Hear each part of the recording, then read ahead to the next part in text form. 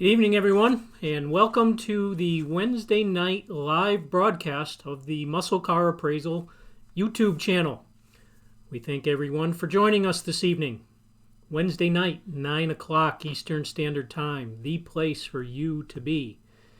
Tell all your friends, have them stop by, join us for some automotive-related chat. Wide variety of topics. We're open for anything. Let's start off tonight's broadcast with our usual shout out to our hashtag Insane Friends community.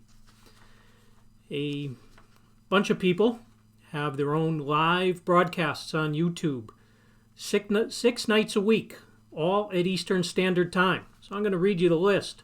Stop by during the week. Plenty of entertainment for you. Again, it's 6 nights a week, every night but Sunday. Give you the opportunity to rest and be ready to rock and watch some more on Monday. So, Sunday nights, 7:30 p.m., Sane Auto. Victor has his broadcast, and Victor is the leader of the group. Gregory Salvatore is on at 9 p.m. Great show. Make sure you stop by. Tell him that we sent you. New to the calendar is Tim Bearden. He's on at 4:30 p.m. on the third Sunday of the month. Again, these are all Eastern Standard Time. On Mondays, you have Etard Adventures at 9 p.m. Tuesday is Bubsification at 9 p.m. Wednesday, you have Sane Enterprises. Victor has the second show at 7:30 p.m. And at 9 o'clock, it's us, Muscle Car Appraisal. Thursday, from 8 to 9:30, you have Dorito and Lucha Cabra. And Easy 2 Tips, Tricks, etc., is on from 10:30 to 12 midnight. Saturday, Chopper's Rule 1 is on at 6:30, and Fab Automotive Detailing is on at 9 p.m. And that's 6 nights out of 7. And I guess you can throw in an afternoon there for Tim Bearden at 4:30. Stop by. Check out the live broadcasts. Good entertainment. And of course, everyone would appreciate you stopping by to watch. Join the chat. Comment. It's a lot of fun. All right. This week I want to start off the show by going back to our very first broadcast. Our first live, we had a special guest. And it was a busy night.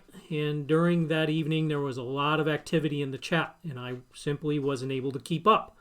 So I've gone back and reviewed and wrote myself some notes and want to recognize some of the questions that were put out to us. We appreciate all of our viewers and would never want to ignore anyone. Again, we appreciate you all for being here. So Don B. had a comment about a 1965 396 cubic inch Chevrolet engine turning into a 427 in 1966. And Don is exactly right. In 1965, Chevrolet had a 396 425 horse that was introduced late in the model year. And it was rated at 4.25 horse. And then magically, it got dropped in horsepower, but yet there were no changes. And then in 1966, the 396 4.25 was dropped and it became 427 cubic inches, but maintained that 425 horsepower rating.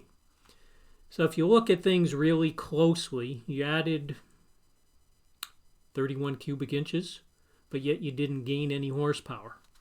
I'm sure there was a little something going on in there. 31 cubic inches should bring you something. Cylinder heads were the same, camshaft was the same. So just those little cubic inches should have given you something. But there was a lot of games going on back then with horsepower ratings. Some of them were underrated. Usually you didn't find anything overrated. But we're going to talk about overrating something in a little while here later on in the show. So again, Don was right on the money. 65, 396, 4.25, late year introduction. morphed into 66 427 4.25 horse, and that 396 was downgraded in horsepower. Another question from Champ Works Garage. In reference to a 70 Mach 1 with a 351 Cleveland with a factory-issued 3-speed stick.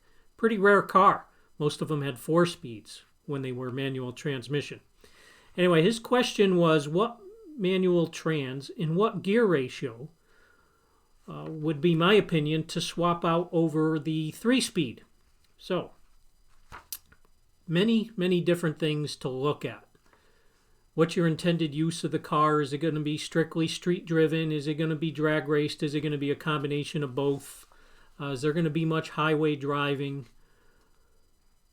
What kind of RPMs do you really want to be running at highway speeds?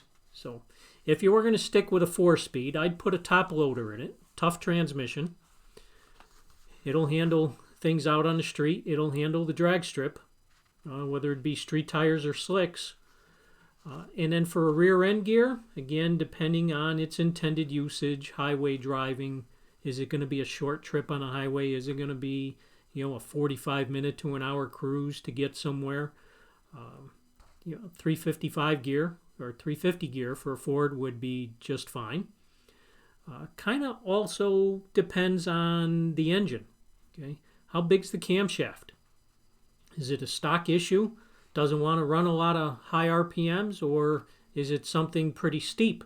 A lot of lift, a lot of duration, maybe a hydraulic roller or a solid roller that loves RPMs. If it's a higher RPM engine, then maybe a 390 gear would be the way to go, because the engine will take the RPMs down the highway as long as the driver can. Beyond that, you get into a 5-speed where 5th gear would be an overdrive, maybe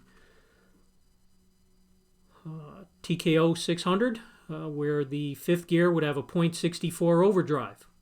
From there you can do quite a bit of math to determine ultimately what your top gear RPMs are going to be at any RPM. There's enough mathematical formulas out there. So if you can put in your final gear ratio in the rear. You can figure in your overdrive. Well, first you're going to want to do it at 1:1.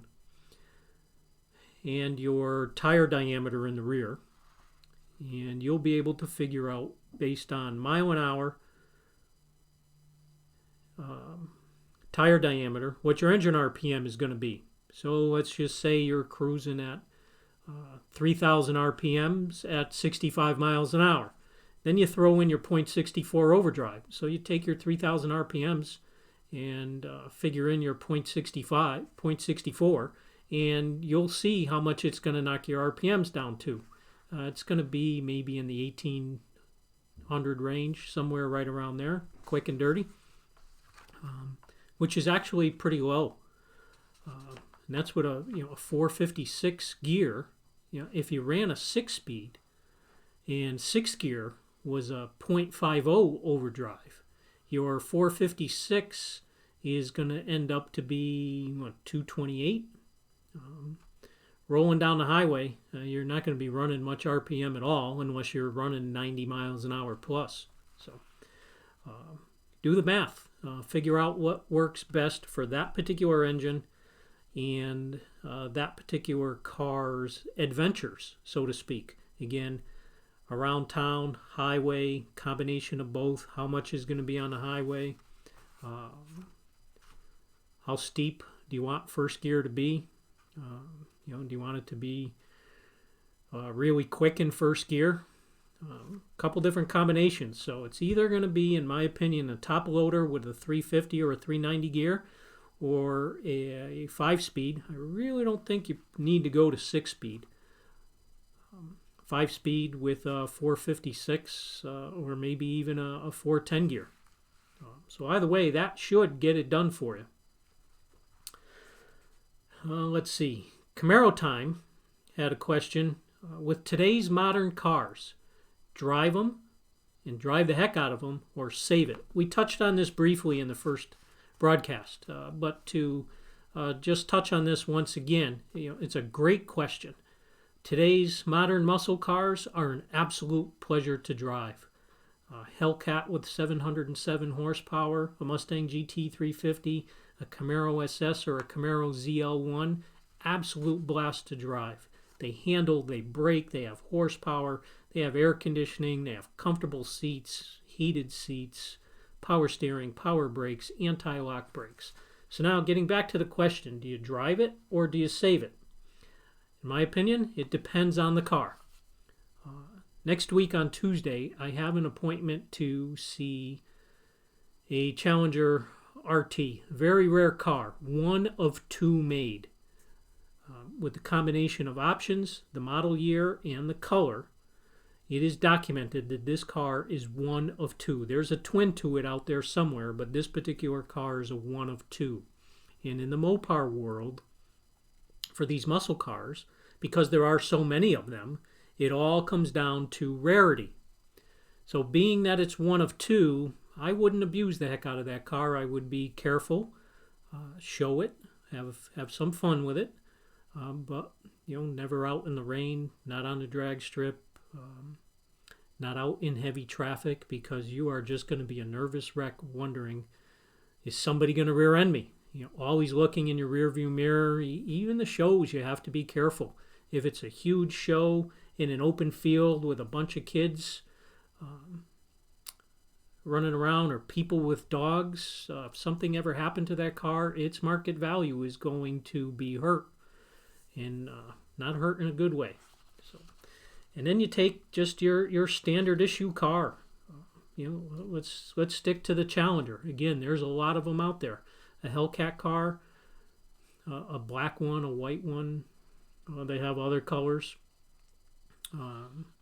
They're just all over the place. By all means, go out, beat the heck out of the car, make your smile this big, have an extra set of tires in the garage.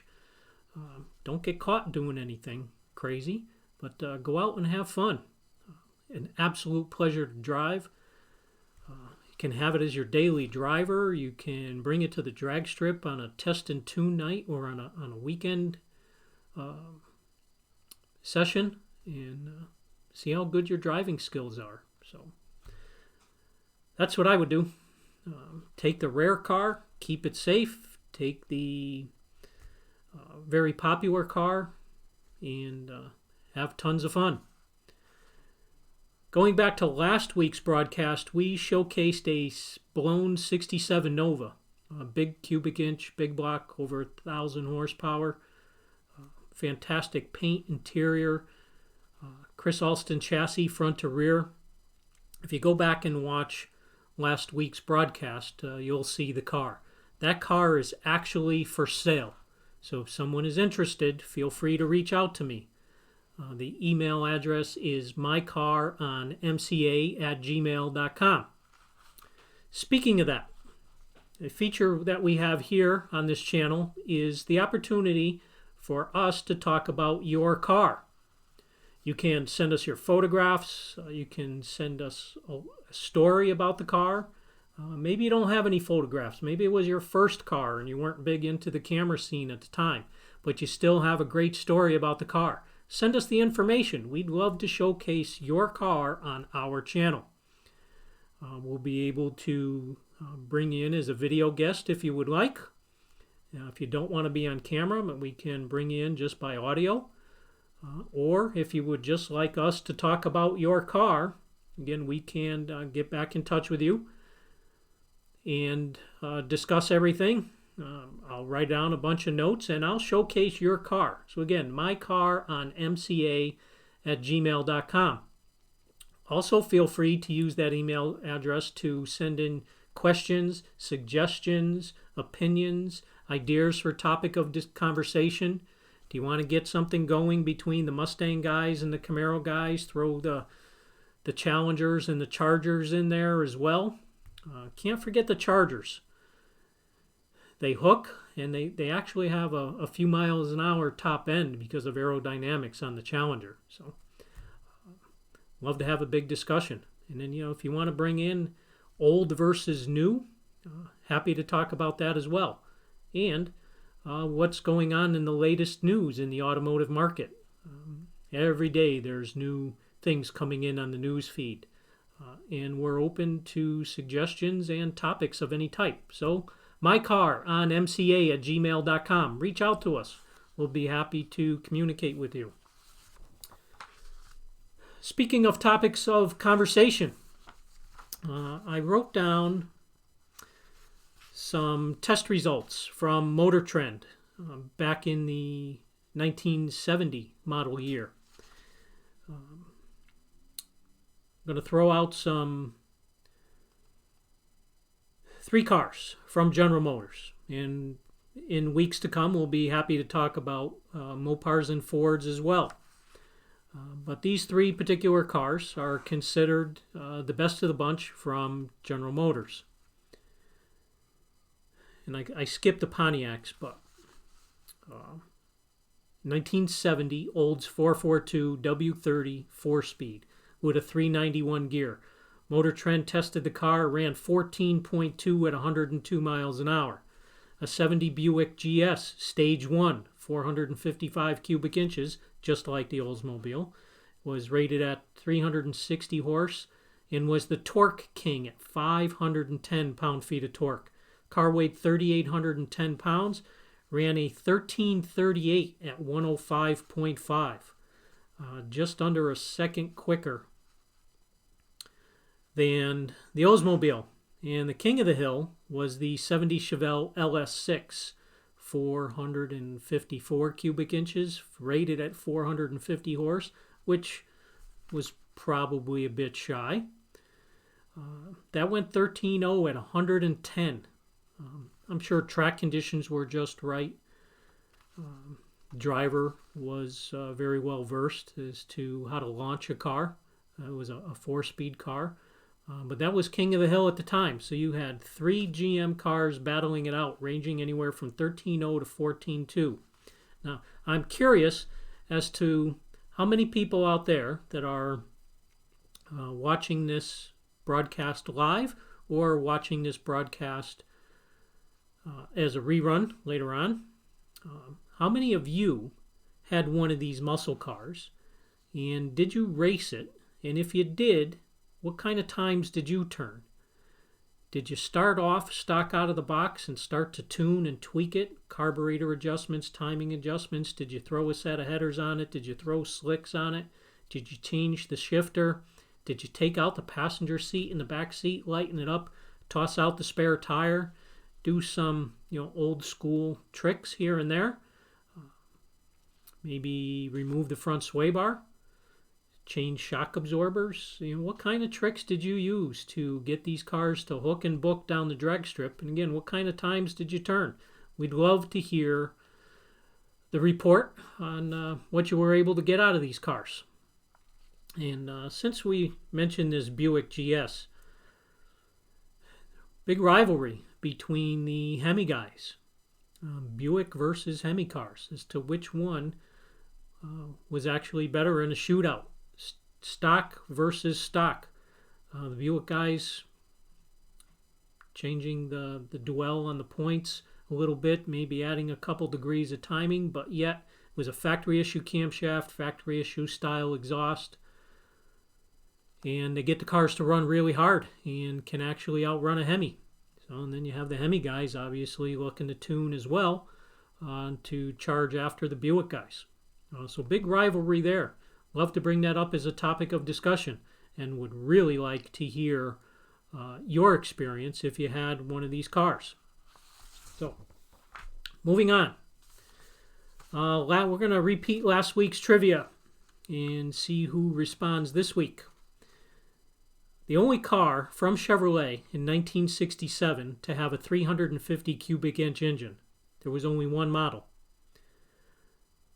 What company converted or installed the Boss 429 Mustangs?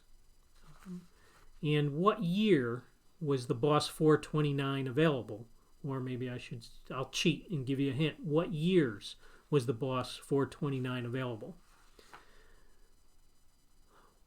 On a 1970 AAR CUDA or on a Challenger TA for that fact.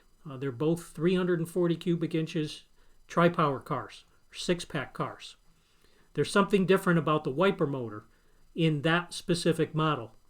Who knows what the difference is and why it's different? Why did it need to be different? And then I also threw out, what is the first year for a center high mounted stop lamp in an automobile and then in a pickup truck? There's 2 different years that the government mandated that the vehicles had that third brake light, also referred to as a center high mounted stop lamp. So those are last week's. Chime into the chat. We'll see who's the first to get them right. This week's trivia. Got some new questions for you. And because I looked at a couple GTOs this week, I was kind of stuck on GTO trivia. What's the first year of the GTO, and what is significant about the exterior appearance of that car compared to other model year GTOs in the first generation? So first year of the GTO, and what is a very obvious external difference between that model year and the other model years in the first generation. And speaking of GTOs, what years were the tri-power carburation setup available? And thirdly, since we're still talking about GTOs, there was a color called Iris Mist, and it was a 1-year only deal.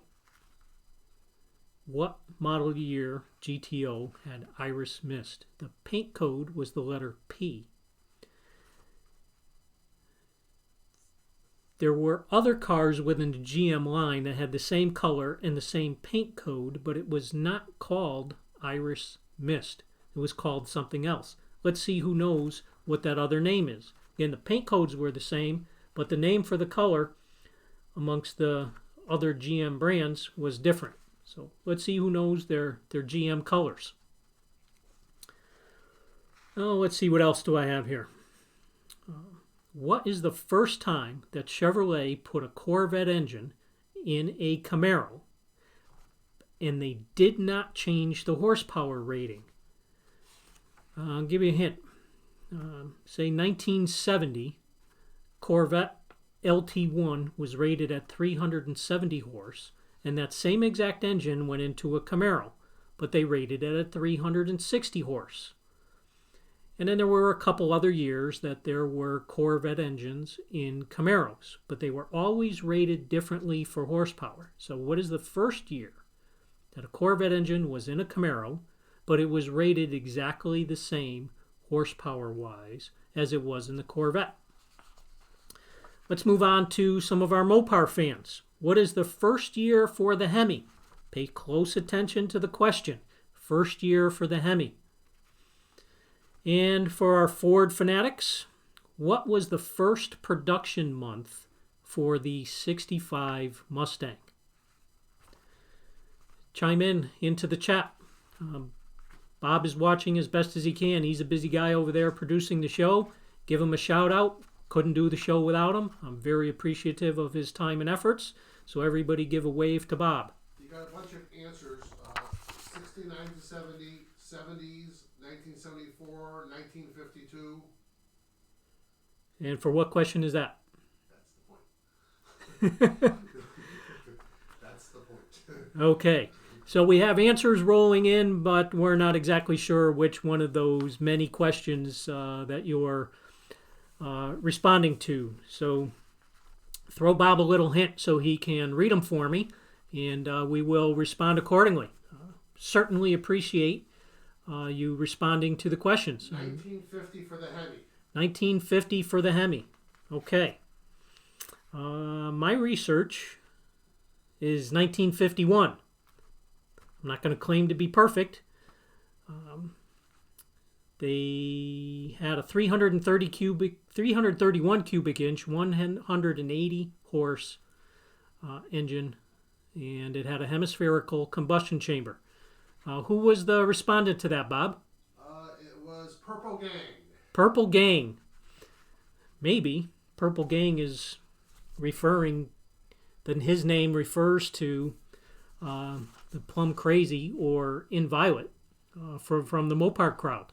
Got So another answer from Champ Works Garage. okay, Champ Works. 1964 for the first month for the Mustang production. March of 64. Okay, I have it as April. Again, I'm not claiming to be perfect, but I have it from April to July of 64 for the early cars. Jim, can I See. play the spin-outs of the cars? Sure. Okay, tell them the background. Okay. So a couple weekends ago, I went to the Hemmings Muscle Palooza show at Lebanon Valley Dragway in New York. And at the conclusion of the show, when people are leaving the venue, they get out from the main entrance out into the street, and people are just lined up all along the street on both sides, and a lot of the show cars are doing burnouts and power stands, and it's pretty interesting to watch. Sometimes you see a guy with a high-end show car just letting it fly. A bunch of pickup trucks are getting into the action, and it's just a good time to watch the people. So, Bob, let the video fly.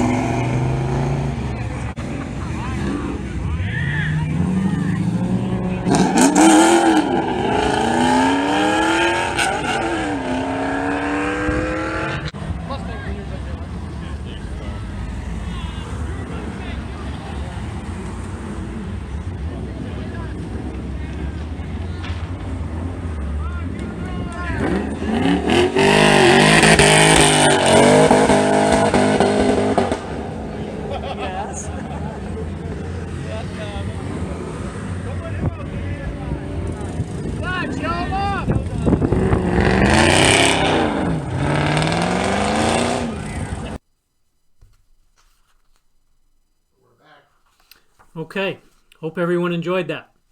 And if you watch closely, that black GTO was letting him rip pretty good, and right on his rear bumper was a Gremlin, an AMC. That car got into it pretty hard. There was a bunch of other cars, quite a few Mustangs that were doing burnouts, and for some reason, unbeknownst to me, the Mustang guys like to start doing their burnout while the car is still sideways. And then it just starts sliding all over the place and they get out of control. If you search YouTube and just type in Mustang fail, there are hours of videos showing Mustangs just absolutely losing control. I don't get it. For the most part, the guys just line up the car straight after this show anyway and just let it rip. And the majority of the Mustangs are starting it off when the car's sideways. Kind of makes you wonder. I'm going to pick on the Mustang guys. And by all means, let it fly right back at me. You can pick on me all you want. I'm up for a good laugh. So, let's see. I'm going to show the Plum. This is a 2016 Plum Crazy Challenger. It has the RT Shaker Plus package It's got a 345 cubic inch, 5.7 liter, 375 horse engine. Really nice, super clean car.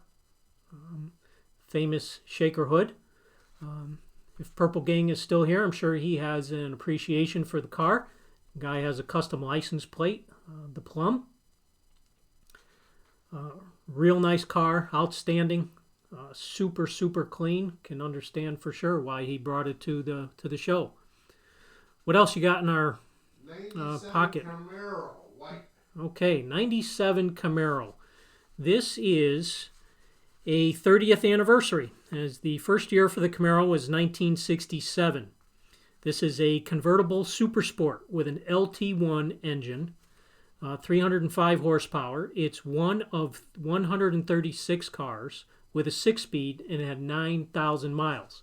This is an SLP conversion car. Now, in 1997, SLP also had a Z28 SS. They made 100 for the United States. A few of them went to Canada. And the deal with that car was they had the LT4 engine rated at 330 horse. What it was 1996 was the last year of the LT4 in a Corvette. And they had some engines left over. So all the engines went up to SLP. And they stuck some in the Camaro, called it a Z28 SS. They were all hardtops. And they stuck some in Firehawk cars. There were very few of those. And they kept one as a test engine in-house. But anyway, they had 100, and they were all white with orange stripes, and they had two interior options, pure white interior or white with black houndstooth. So they only made 100 of those. They were all LT4s, and they were Z28 Super Sports. Super rare car. You don't see them that much. I have a good friend who had one. We got on an airplane. Car had 42 miles on it. It was virtually brand new. Super clean car, made some horsepower, great handling, great braking, excellent modifications. And another thing about those cars is when you read all the RPO codes, there is one of them that specifies that the car was produced for modification. So right from day number one, General Motors knew that that exact car was going to be sent out and be modified after factory assembly line production. So there's some good 97 Camaro trivia for you. What else do we have, Bob? Let's look at this Roadrunner.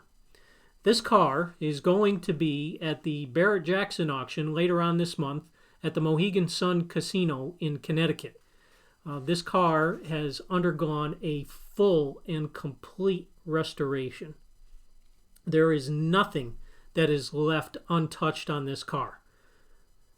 The engine has been rebuilt, top to bottom. Everything. Got a new. It's been bored, new pistons, bearings on mains and rods, cam bearings, freeze plugs, timing chain and gear, oil pump, valves, springs, locks, retainers, push rods, rocker arms, obviously a full set of gaskets. It's got a Holley carburetor on it, runs absolutely fantastic. Radiator's been taken care of. Full bodywork, top to bottom. Panel replacement everywhere it was needed. There is not anything on this car that has not been touched. Disc brakes in the front, drums in the rear, grille, headlights, bumpers, trunk mat. It's got Krager SS's, leaf springs, transmission. It's got a 727 automatic. That was fully rebuilt. It's got a 2500 stall torque converter. It's got an 8 3/4 inch rear end. That's been completely rebuilt, resealed. Gas tank, full exhaust front to rear. When it first went together, it had headers. The owner has changed it to exhaust manifolds. You can see here that the underside of the car has been fully painted. Inside the wheel houses front and rear. The body plugs, you see one there in the right quarter, new. Underneath of this car is absolutely super clean, highly detailed. Brackets are painted. All the hardware on this car is original Chrysler issue Mopar hardware. It's got Krager SS's front and rear, radial tires, the shocks, the brakes, the fuel lines, the brake lines, full interior, headliner to carpet and everything in between. It does have the proper air grabber, air cleaner assembly on it. It is just absolutely fantastic, top to bottom. This car basically leaves nothing to be done. It is a true turnkey, drivable car. It is not going to nickel and dime you to death. This is one of the few cars that'll show up at an auction that was not prepared specifically for the auction. When you go to an auction, one thing you always have to wonder about is, why is this car here? It costs money to get the car into the show. It's going to cost the consignor money to transport it, plus they have to stay there, so there's going to be accommodations, meals, morning, noon, and night. You can look at the car, but with limitations. It's not up in the air, so you're not going to get a true... You can lay on the ground all you want, but you're not going to get a true view underneath the car to see every seam and every panel and start poking around looking for specks of rust here and there. This particular car, the floor panels are new from the firewall all the way back to the rear body panel. So there's no rust pits or anything like that. The car was on a rotisserie. Everything underneath was painted body color. There's 3 gallons of paint on this car. It actually weighs a little bit more than factory issue because it's got so much paint on it. So again, a really, really solid car. The owner built it to keep it and enjoy it, but things have changed in his life and he's going to move on. He's going to sell the car. He's decided to sell it at auction. He's as a one-time deal. He's going to pay his fee to get it in. He's going to pay his commission to the auction house based on the sale price. But he's prepared for that. And he's going to walk away with a guaranteed sale. Barrett Jackson is a no-reserve auction. He's got his fingers crossed. He's going to hope for the best. He's going to do his best to display the car. It's on their website. It's on the Facebook page. It's advertised. There's going to be a book with 125 pictures showing the full restoration of the car. And there's also going to be an appraisal book which highlights all the equipment on the car, from fuel lines, brake lines, fuel pump, tie rod ends, leaf springs, brakes, shocks, interior, carpeting, gauges, dashboard, what was done to the dashboard to bring it up to spec. Absolutely fantastic car. Fantastic car. Again, a car that was prepared for owner enjoyment and then ends up at an auction. Big difference between that and a car that is actually prepared for auction. Sometimes you buy something at auction and then the car is just going to nickel and dime you to death. It's always my recommendation to get a pair of experienced eyes on the car that is going off for auction.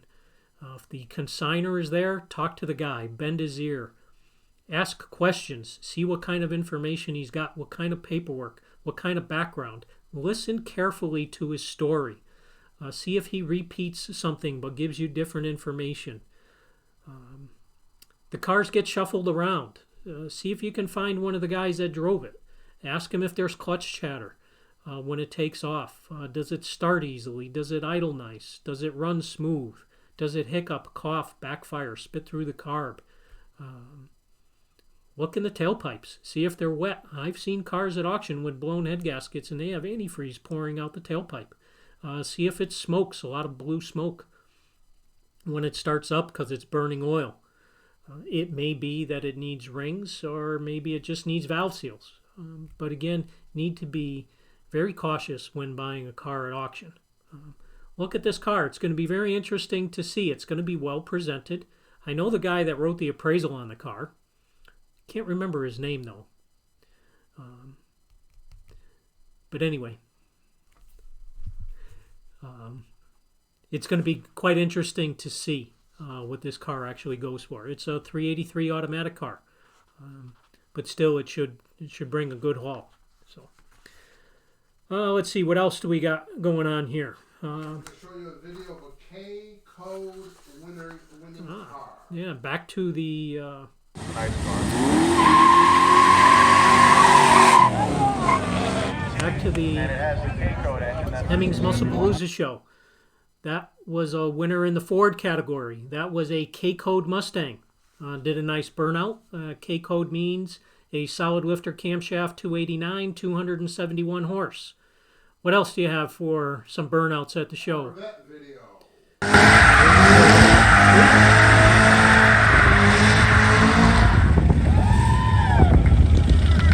Our next one is going to be a 68 Chevelle. Hard to find it.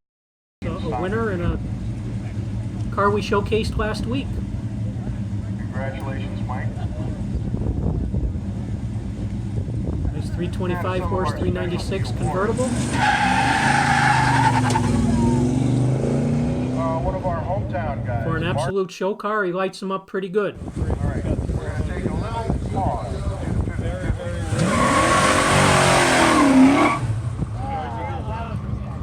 Here we go with the funny colors again. That car, although it looks orange, is called Carousel Red. We'll move on to a Shelby, another show winner. Next is favorite late model Ford. It's a GT 500 car. Shelby GT500 of Gary and Kyle. Mopar. Favorite late model Mopar. Here's a Challenger. Interesting car.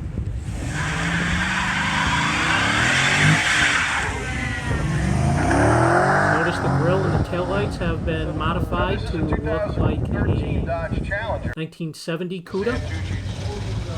This is an Olds W31.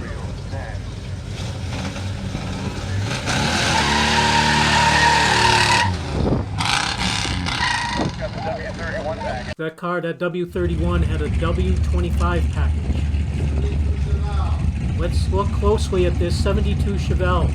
We're getting ready to run down the drag strip. It has white wall tires. Just giving it a few dry hops. No big burnout. Nothing in the leaf box there. Just 3 dry hops, pulls up to the line. Very plain and unassuming car. Let's watch this thing run down the strip and see what it pulls for a time. And I'll give you a couple interesting facts on that car after this video.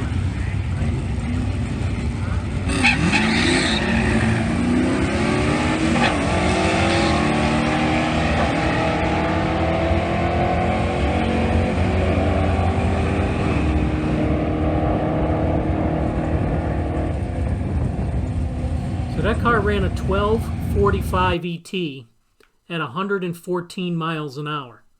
And when you look at it, it is very, very unassuming. A very, very good sleeper. If you ever came across that car out on the street, you would never expect that car to run 1240s at 114. Obviously, that car's got a bunch of tricks. He's got the rear suspension hooked up. He's got to have some. It's a small block, and it's an automatic. Runs through the exhaust.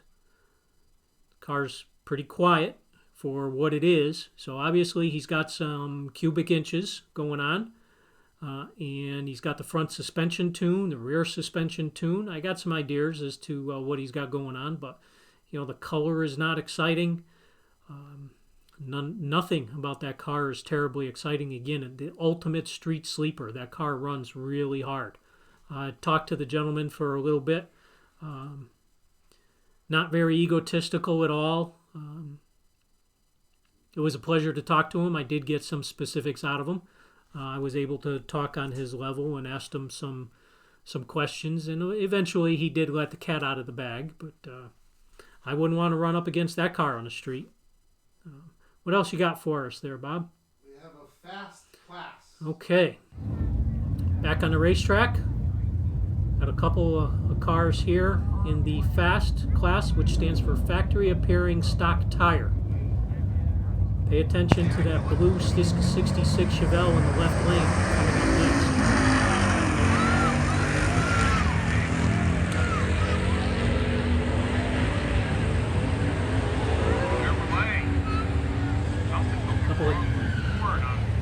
Couple of good ETs there. 13.6 in the left lane. Here comes that 66 Chevelle. Bias ply tires against the 73 Z28 in the right lane. Watch this Chevelle lay it down.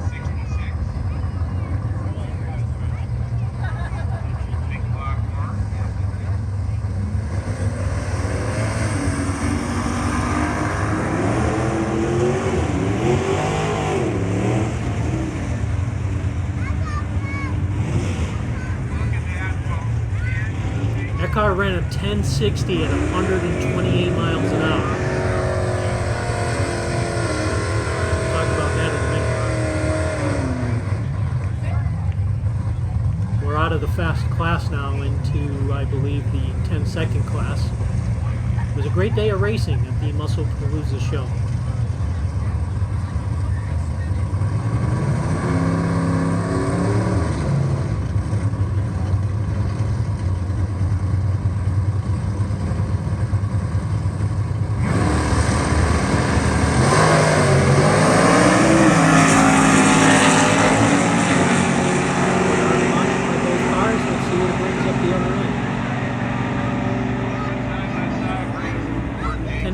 And a 1018, both at 125 plus. So let's talk about that fast class for a minute. Again, FAST stands for factory appearing stock tire. The guys in this class spend an incredible amount of money on these cars. First of all, they have an absolutely fantastic restoration on the car.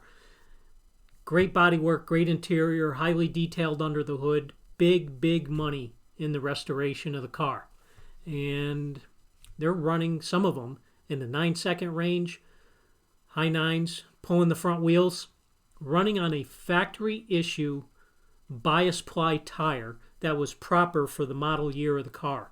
So they're running on maybe a wide oval tire or a red line tire, bias ply on a factory issue wheel, get the car to hook and run a big mile an hour up the other end.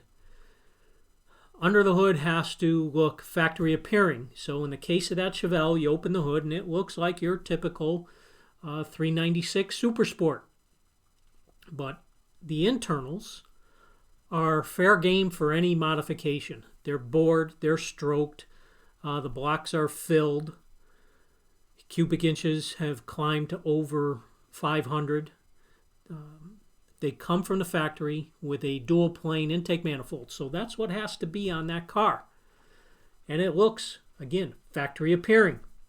But if you ever took that intake manifold and literally took it off and turned it upside down, what they're doing is they're cutting that intake and modifying it to make it a single plane manifold to make big horsepower on the top end.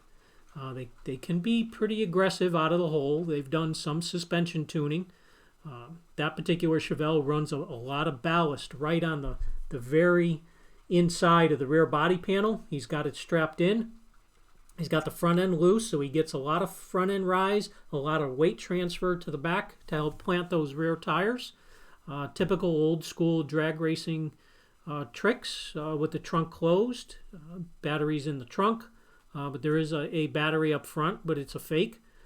So he's got his weight in the back. Some of the guys have gone as far as to take the factory issue gas tank. Again, the outside of the car has got to be factory appearing. And they'll cut the gas tank in half. That's the way they were made. They were seamed all the way across the perimeter, top and bottom. And what they'll do is they'll make a small compartment for a few gallons of fuel, and the rest of the tank is empty. Saves a bunch of weight, but yet gives them enough fuel to make their pass down the quarter mile. They'll do their burnout, the pass, and then they'll be able to drive it back. It's all about making the car lighter. They got to have a passenger seat and they have to have a rear seat. Don't want to sit in them though, because they're fake.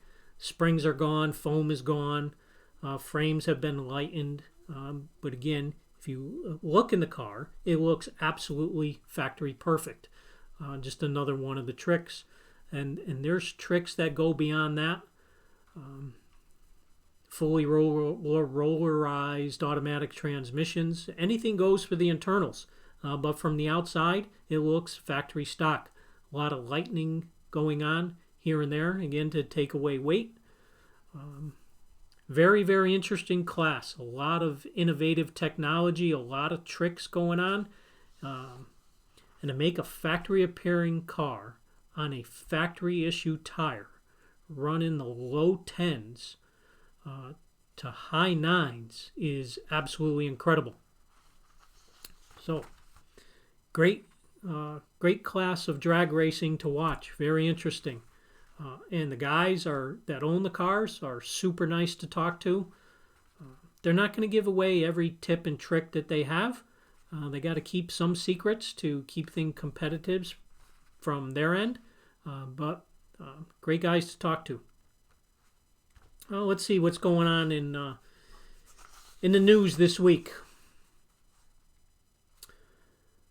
The 2019 Camaro ZL1 with the 1LE package is for the first time going to be available with a 10-speed automatic transmission. Previously, they were all sticks, but for 2019, they're going to bring that 10-speed automatic. That unit was co-developed with Ford, and now it's going to be in a 1LE car. Can't wait to see that thing rip the Nürburgring, and listen to the video with a good pair of headphones. Just sit back, close your eyes, and listen to that thing sing. It's going to be very interesting to see what that car does. Just something that came out just a few days ago. The 2020 Corvette C8, the rear engine car. Supposedly the ECU is going to be untunable. Chevrolet doesn't want you in there making modifications, tuning for horsepower. It's going to be interesting to see how long it takes someone to break the codes and get in there. Maybe Chevrolet is going to let a few of the better-known tuners do some tricks, but for the most part, it's going to be a while before people break the code.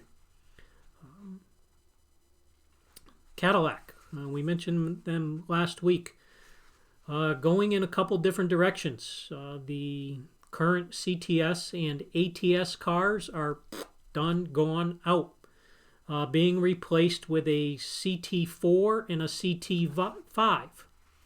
Both the CT4 and the CT5 are going to be on the Alpha chassis, which the current ATS is on.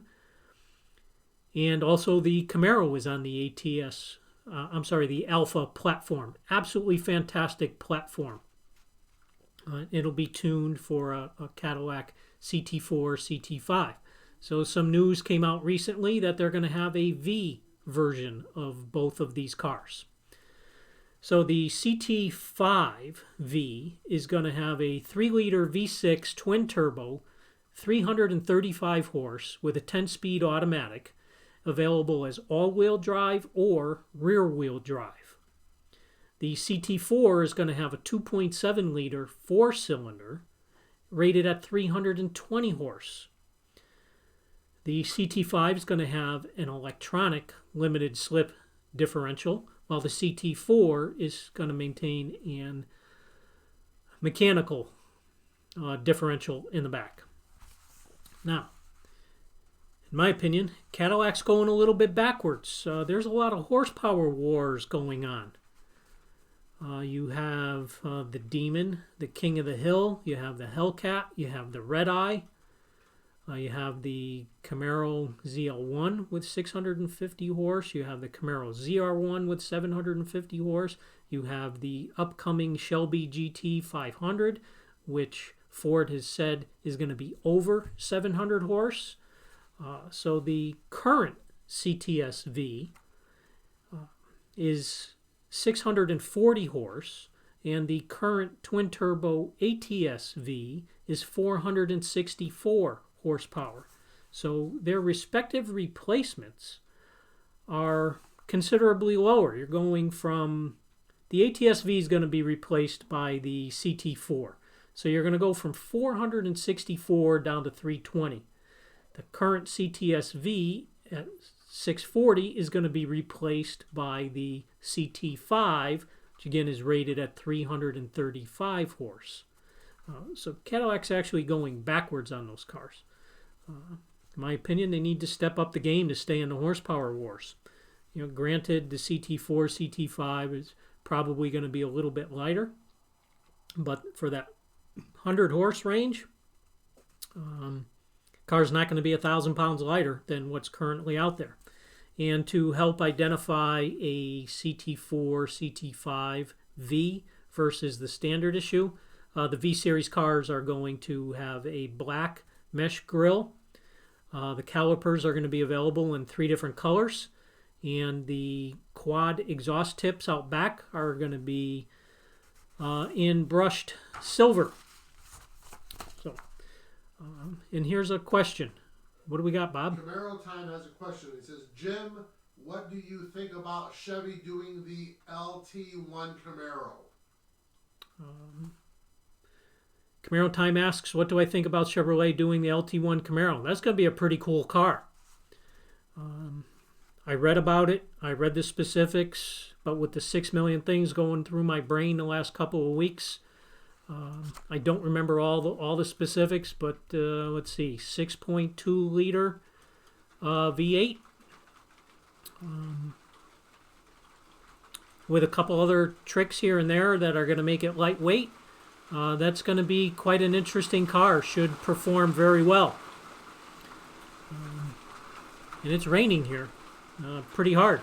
Don't know if you can hear any of the background noise out there, but that's what's going on here if you do. Good car to investigate. I'll write myself a couple notes. LT1. And we'll talk about that next week. I wouldn't be surprised if Camaro Time has already brought that up on his channel. He's got a great YouTube channel. Everybody should stop by and check out Camaro Time. He's got informative videos about all the generations of Camaros. Very specific information and absolutely spot on. Great trivia, great information, great background. If somebody's thinking about buying a 4th generation car, a 5th gen car, a 6th gen car, they can pick up a lot of information of the differences of those cars right from his channel. So check out Camaro Time's broadcasts. He's got some really good stuff going on there. Last week we talked about Toyota Supras, and some people would wonder, why is a muscle car YouTube channel talking about Toyota Supra? Well, let's look at a couple things. The 2020 is basically a rehashed BMW. And there was a comparison to a V6 1LE Camaro. They both have 2 doors, 6 cylinders. The Camaro costs about $20,000 less. It's got a back seat. It's pretty much useless. But the Camaro is rated at 335 horse, and so is the Toyota Supra. This is the new upcoming 2020 Supra that I'm comparing. But in the torque rating, the Camaro beats it. I'm sorry, the Camaro loses to the Supra by 81 pound-feet of torque. The Camaro's at 284, while the Supra's at 265.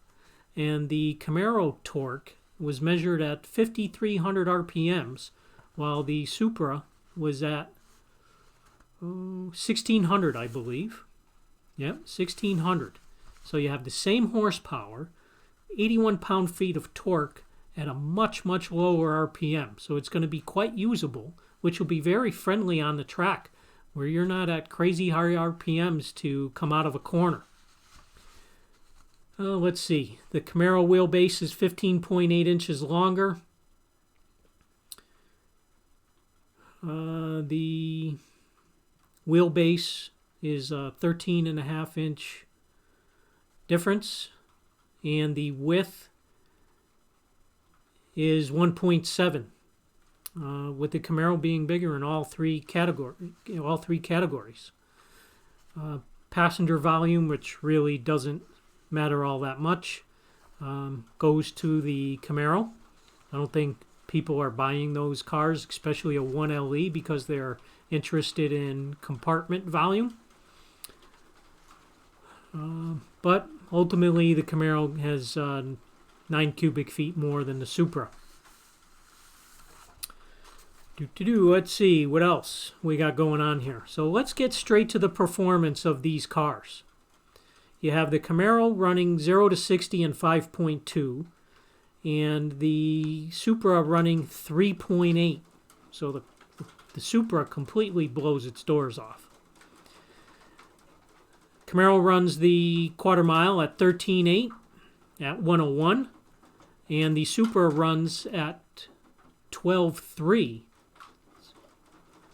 1.5 seconds quicker at 113. So it's got 12 miles an hour and a second and a half. So on the drag strip, the Supra wins hands down. On the other end, at the of the quarter mile, to haul the car down from 70 miles an hour, the Camaro does it in 146 feet. Whereas the Supra does it at 148 feet. So in that particular case, 2 feet. Going to give the edge to the Camaro on that one by 2 feet. On a 300-foot skid pad, you have the Camaro running a .98 G grip figure, and the Supra gets a 1.07. So the Supra pulls a higher G on a 300-foot skid pad. So we're going to give the nod to the Supra there as well. Now you get into the price category. There's just about a $20,000 difference, nod to the Camaro. The Camaro starts, again, V6 1LE. It's going to start at $32,490, whereas the Supra starts at $50,920. So for 20 grand, you can do a lot of modifications. You can put a supercharger on that Camaro, bump the horsepower, I believe, to the 445 horsepower range, and bring the torque up as well. Get that thing on the drag strip and see what it does against the Supra. And then let's see what a 2020 Supra brings 15 years from now. Because you have those Mark IV cars, the last two, one sold for what, 121, and the other one sold for, what was it, 172? 173.6. So you got a couple of crazy figures for some low mileage 4th generation cars selling in today's market for more than what you're going to buy a 5th gen for, by over 100,000. Well, no. Well, in the case of that 173,000, you got a 4th gen car selling for more than 100,000 for what you can buy a brand new 5th gen for. It'd be interesting to see what, if anywhere, that 5th gen goes, and when people start modifying. There's already a 5th gen car that has a 2JZ swap that's on the drift circuit in Japan. So it's going to be interesting to see where that goes. And if somebody's got a newer V6 1LE car that they've put a supercharger on, would love to hear the feedback as to the before and after performance characteristics of that car. What was your seat of the pants feel? Did you run the car at the drag strip beforehand? I have a friend that had a non-1LE V6 car with a stick. No tricks, but the guy can drive. The car certainly did not need a driver modification. Guy can get the car to come out of the hole. He ran a mid to low 13 second. I don't remember if it was a 13.3 or a 13.5. Very respectable for the car. Factory issue. Street tires and all. Drove in off the street. Waited his turn. I'm sure he had the hood open, cooled the engine off to, just whatever ambient temperature was. Went up there, pulled right to the line, put some heat in the tires. Launched the car well, didn't miss a gear. Ran his time, a good mile an hour, which I'm not recalling at the time. Again, I have so many facts and figures in my mind, it's mind-boggling. And it shows because I can't remember everything. I remember my name, though. And I remember where I live, so it's not completely that bad. But still, the numbers and the facts and the figures that I have going through my mind, my personal schedule, I don't even write that down. I keep it all up here. Maybe that's why I'm half nuts. But the other half of me is okay. No worries. Jim, So again, here... A couple weeks ago, you attended a show. Yes. I have pictures of a pair of Coronets. You want to talk about those? Yeah. Let's look at these two cars. Both very unassuming. Stock appearing in every way, shape, or form. They're both Coronet 500s in original condition. You can see some paint chips and rust there. Over to the other car. Another Coronet 500. They're both identical cars. But then, oh, what's that under the hood? It's a 426 Hemi. Both these cars are Hemi cars. This car is all original. You can see the single master cylinder back there. Nothing has been changed, altered, modified. Valve covers are original. It's got the original low power issue, proper radiator. Coils right where it's supposed to be. All the plug wires. Both of these cars, very unassuming. It was amazing. They're just sitting there. Nobody was crawling all over the car. Neither one of them were running. When I went up to them the first time, both of the hoods were open, so I can guarantee you that the green car was also a 426 Hemi car. Again, very unassuming. But that's the way it was back then. You click off the right option boxes, and boom, you got yourself a Hemi car. An unrestored, unmodified, unabused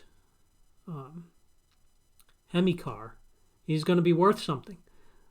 There's guys out there that are specifically looking for unrestored factory paint cars. That's a situation of you know exactly what you're getting. There's nothing hidden underneath a repaint. Nothing under the hood has been changed. It's all factory issue stuff. Again, what you see is what you get, no surprises. And guys are willing to pay for that. Now, there's two different types. You have guys that'll just continue to drive the car as is, show it as a factory original car. And then you have other guys that would want to do a full rotisserie restoration and detail that car to the nines. Make everything factory correct in every way, shape, or form. And then show the car from there.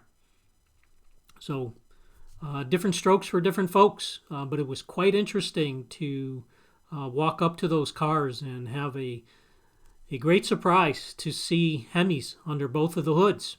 So, we got anything else going on in the chat, Bob? Yeah, we have a question from Carla Sear. Carla Sear's got a question. What's the best way to store the new or old muscle car if you choose not to drive it? Good question. Car storage. First of all, the best thing to do is keep the car dry. Moisture is not going to be your friend. Whether it be a metal part or an aluminum part, you're going to see some deterioration in the part. You're going to want to treat the fuel. Today's fuel breaks down after just a couple of weeks. So if you are able to maintain a constant temperature in your storage facility, you don't really have to worry about moisture in the fuel tank, but you do have to worry about the fuel breaking down. So, my opinion, have as little fuel in the tank as possible, so you have the least amount of fuel to deal with when it comes time to take the car out of hibernation. And for whatever fuel is in there, you're going to want to put in some type of an additive to stabilize the fuel as best as you can. Something like Seafoam or Stabil. Both known products do a great job. Seafoam also has a lot of cleaners in it. No matter where the fuel is, it's going to leave some type of deterioration or varnish. So the stuff in the Seafoam works great to help clean that out when you do get the car up and running again. My suggestion, again, have minimal amount of fuel in the tank, put a good amount of Seafoam in there, and run the car. So that Seafoam is going to make it all the way up to the injectors in the front. And let it sit there with that. You're going to want to disconnect the battery. I would actually take the battery out of the car, keep it in a well-ventilated place. Again, preferably in a climate-controlled area. Put a very, very low voltage trickle charger on the car. Get the tires off the ground. I prefer to have the suspension compressed so you don't have a long exposed area on the shocks. Yes, Bob? So I think we might be having technical difficulties because you're not moving on the screen. But tell them that we're going to wrap it up and we're going to play the cars leaving the show again. Okay. We may be having technical video difficulties here. Don't know if the audio is being broadcast. But let's see if we can wrap things up. And we'll get back to more of Carla's question next week. And let's end things with cars leaving the Muscle Palooza show, burning some rubber. Everybody got in the action, including the pickup trucks.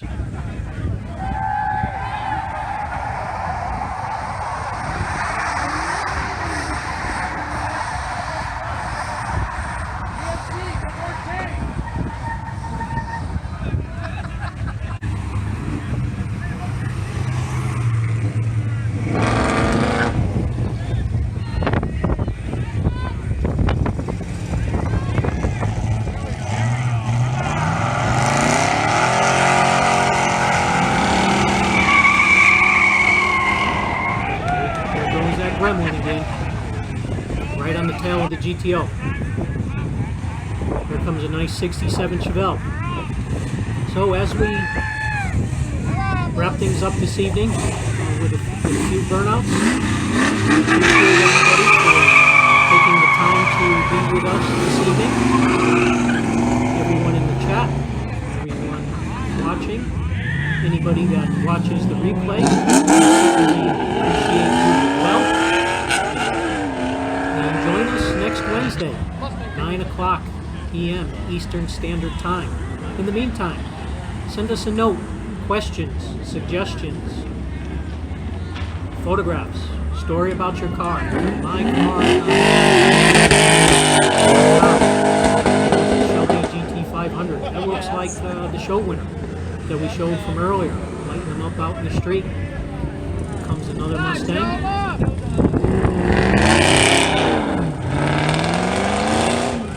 Again, we appreciate y'all being here. And tune in to us next week. And be sure to visit our hashtag Insane Friends group. Thank you very much, folks.